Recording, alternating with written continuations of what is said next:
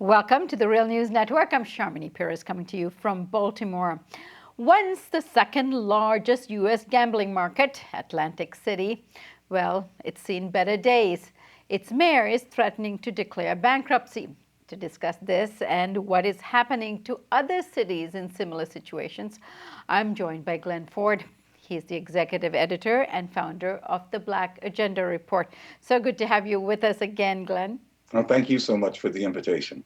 So, Glen, give us some contextualization of what's happening to Atlantic City. Well, this is more than just a tale of one city or two cities, but a tale of many American cities. Everybody in the world knows by now that the water supply of Flint River, Michigan, was poisoned.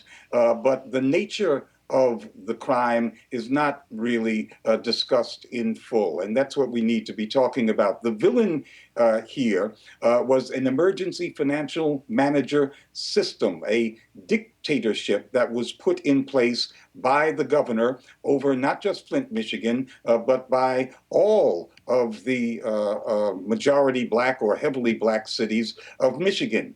So this crime against the 100,000 residents of Flint, Michigan, whose water was poisoned, was really rooted in a crime against democracy that was being committed against most of the black people in the state of Michigan. Half of the black folks in the state of Michigan effectively were disenfranchised, denied an effective right to vote by this emergency financial manager system. And the result was, of course, this horrific poisoning of the water of Flint, but something that was not so dramatic, but still just as soul-killing, which is the death of democracy in Black Michigan. And all of this happened without a peep of complaint from the Democratic administration in Washington. And the reason that there was not a peep of complaint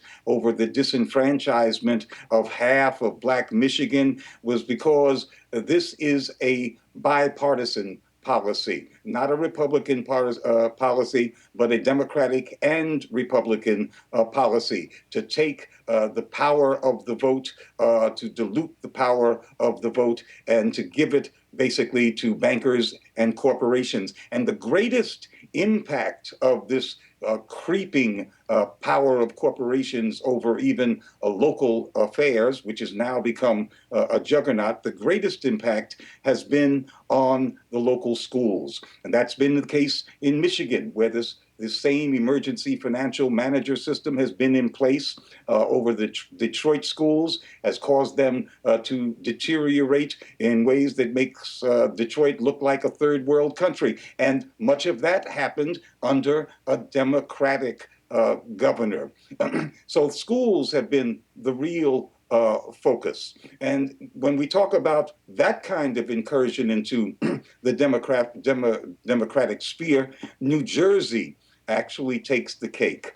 The city that I was born in, Jersey City, New Jersey, was the first big city school system to be taken over in the nation. And that was back in 1989. And then the governor took over the school system in Newark, the largest city in New Jersey, and then Paterson, the third largest city. So democracy was stolen from many of the black folks and brown folks of New Jersey well before the beginning of this century, because that is how the corporations get to put their tentacles even into the furthest nook and crannies of local government.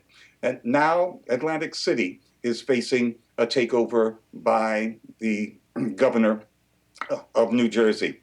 And he's a Republican, but he has the support not only of the president of the New Jersey Senate, who's a Democrat, but also of the head of the local Unite Here union, which puts the health of the casinos above the value of the franchise of the people of Atlantic City. So we see not just a bipartisan kind of conspiracy to dilute the vote of the folks of Atlantic City and the rest of New Jersey, but one that even unions have been engaged in. So when we look at what's happening in Flint and the terrible neurological damage that the kids there face because of the poisoning of their water, well, that's something that everybody can ID with. Everybody can agree that that's a great tragedy.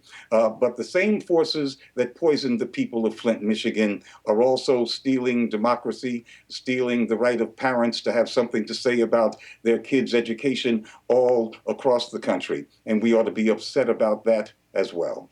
Now, one of the things that we can focus on here is one of the solutions being proposed in order to generate revenue is the privatization of water. Glen, tell us examples of how this kind of, besides Flint, Michigan, which you eloquently point out here, what other examples are there of it going wrong? Well, we know that the history of the privatization of water in the United States has been one of deep corruption. And in fact, I saw one study that showed that not one instance of the privatization of water supplies in municipalities in this country has resulted in a situation in which there were not widespread charges of corruption. And universally, the price of water goes up. But you know, water is something that everybody understands. Everybody has to go to the tap. But all kinds of structural systems have been taken over without benefit of the popular vote. One of the ways that corporations rule is by agencies like, well, in my area, the Port Authority of New York and New Jersey, which is totally a corporate-run affair, although it has quasi public status. That is, it acts like a government, but it's not elected by any government. And yet the decisions made by the board of the Port Authority of New York and New Jersey will impact on whether people are going to have jobs, or whether they're going to have good schools or bad schools, or whether they're going to even be able to live in the area. And there are port authorities, that is, agencies just like them all across the country. And every year they decide more and more about what the economic and inevitably social and political destiny of those localities will be. All right, Glen, we're going to be watching this, as I hope you will be, and coming back to report on the Real News Network. Thanks for joining us today. Thank you. And thank you for joining us on the Real News Network.